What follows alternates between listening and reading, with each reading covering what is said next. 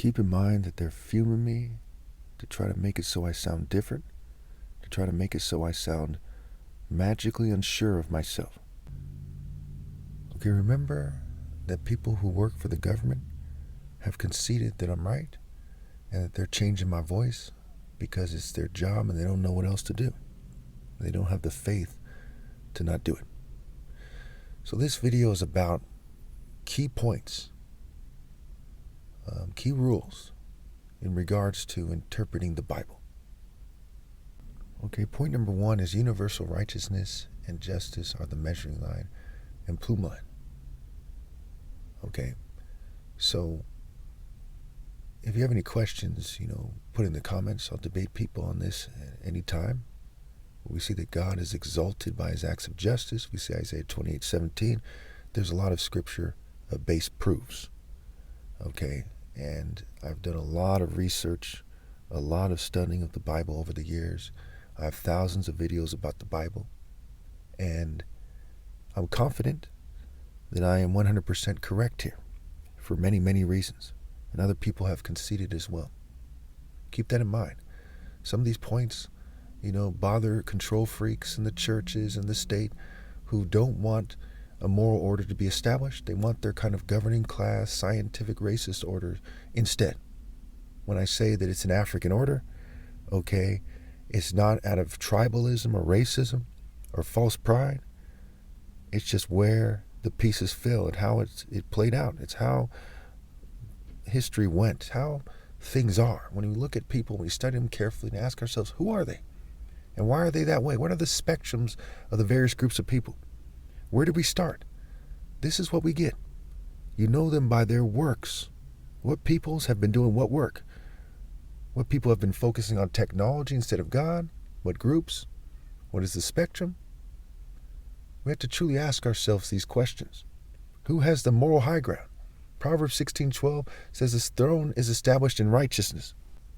So point number 2 is that it is a royal African falcon top martial artist order. That's the moral order of God, and no one will be worthy to lead anything after my flesh dies. Point number 3 is that I am God's son, and the Bible points right to me.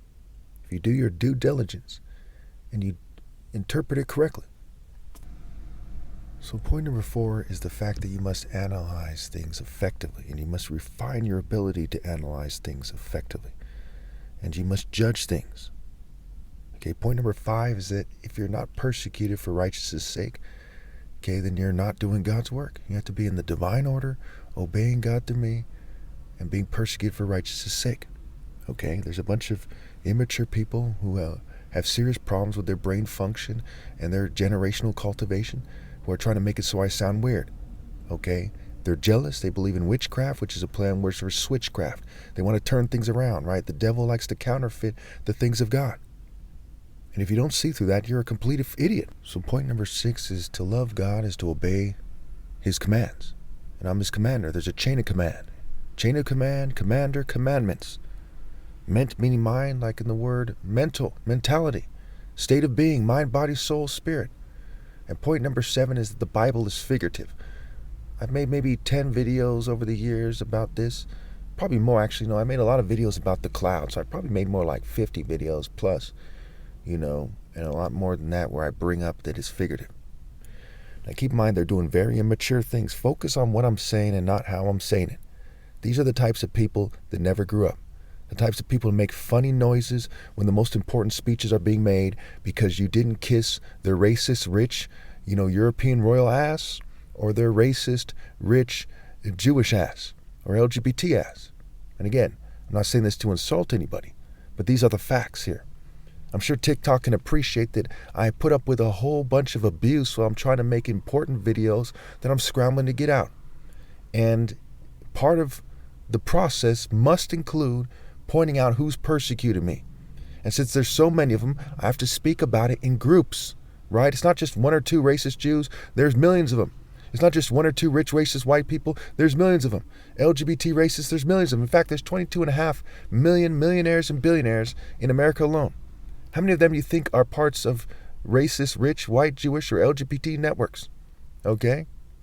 How many of them do you think are, willingly and wittingly involved in the persecution of people and the sabotage of people to maintain their blood money. It's a no-brainer that these things are fair to say.